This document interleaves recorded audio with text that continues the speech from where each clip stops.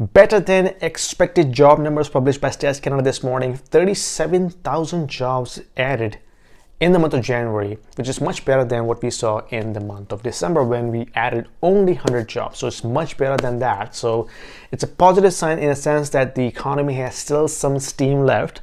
The labor market is still pretty tight. And this is giving Bank of Canada an excuse not to cut rates anytime soon, so which I totally agree. But this is a backward-looking number, first of all. So we saw this has happened in January. We are in the middle of February. Yesterday, we saw a massive layoff news came from Bell Canada. 4,800 jobs being slashed, right? Plus 750 contractors are being laid off. So altogether, around 5,500 people being laid off by Bell Canada, one of the largest enterprise in Canada. So this is a massive number, 10% of their workforce cut by one of the major employer in Canada. So for a smaller market like Canada, this is a huge news, guys, huge news. I've known people who have been working in Bell Canada for 30 years, 40 years. They are being laid off, as part of this restructuring cycle. So that number will be reflected a month later, when we see the new job reports published by Stats Canada. So what I'm saying is that number is backward looking. We are still seeing massive layoffs happening right now.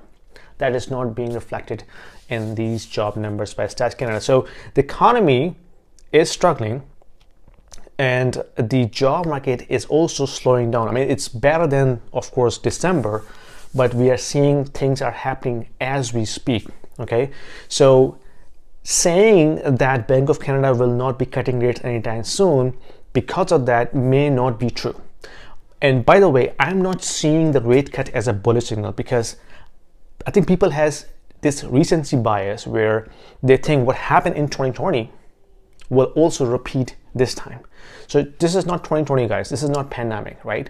So if rate cuts happen, that is a sign of weakness. That means the stuff has hit the fan and Bank of Canada is coming for a rescue to kind of provide some sort of a stimulation in the economy.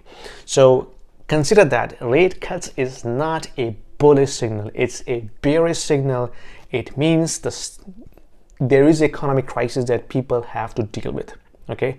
This is when Bank of Canada will come out and start cutting rates, maybe aggressively. There is no soft landing scenario because, you don't have enough power in terms of the economic growth to kind of provide this soft landing, possibility.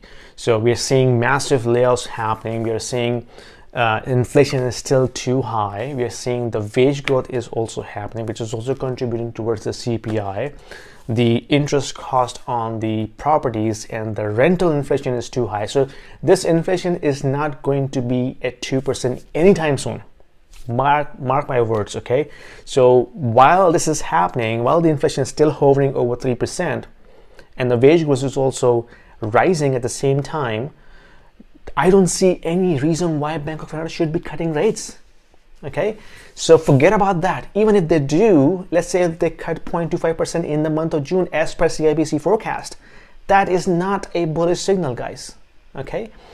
And whoever is kind of waiting on the sideline thinking that the Bank of Canada will cut the rates and that will be a bullish signal for real estate or stocks, that is not a right strategy in my opinion. I could be wrong, but the history tells us rate cuts are always a after the fact step or decision to provide rescue to the economy.